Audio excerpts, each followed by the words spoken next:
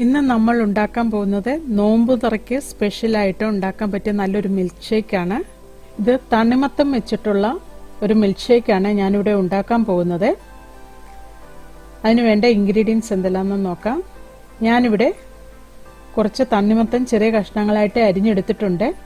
അതിൻ്റെ കറുത്ത കുരുവെല്ലാം കളഞ്ഞിട്ടാണ് ഞാൻ എടുത്തേക്കുന്നത്. അത് ചേർക്കരുത്, അത് ചേർത്താൽ കയ്പുണ്ടാകും. അതുകൊണ്ട് നമ്മൾ അതിൻ്റെ ഉള്ളിലെ എല്ലാ കറുത്ത കുരുവും എടുത്ത് കളഞ്ഞിട്ട് വേണം ഇത് ഉണ്ടാക്കാനായിട്ട്. ഞാൻ ഈ തണ്ണിമത്തൻ അരിഞ്ഞത് ഒരു മിക്സിയുടെ ജാറിലേക്ക് ഇടുകയാണ്.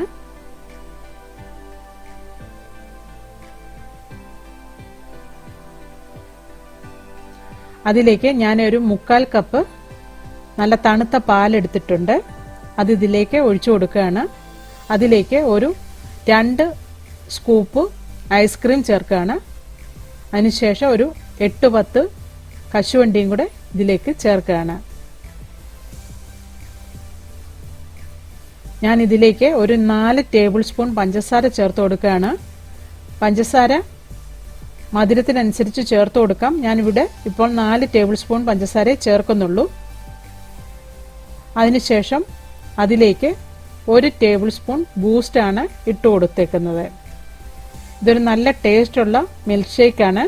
നമുക്കിതൊന്ന് നന്നായിട്ട് അടിച്ചെടുക്കാം. ഞാനിവിടെ ഇത് നന്നായിട്ട് അടിച്ചെടുത്തിട്ടുണ്ട്. അതിനി നമുക്ക് ഒരു സർവിങ് ഗ്ലാസ്സിലേക്ക് ഒഴിച്ചു കൊടുക്കാം. നല്ല ടേസ്റ്റിയായ തണ്ണിമത്തൻ മിൽക്ക് ഷേക്ക് റെഡിയായി. ഈ നോമ്പ് തുറയ്ക്ക് എല്ലാവരും ഇതൊന്ന് ഉണ്ടാക്കി നോക്കണം. ഇഷ്ടമായെങ്കിൽ ലൈക്ക് ചെയ്യണം, ഷെയർ ചെയ്യണം, കമൻറ്റ് ചെയ്യണം.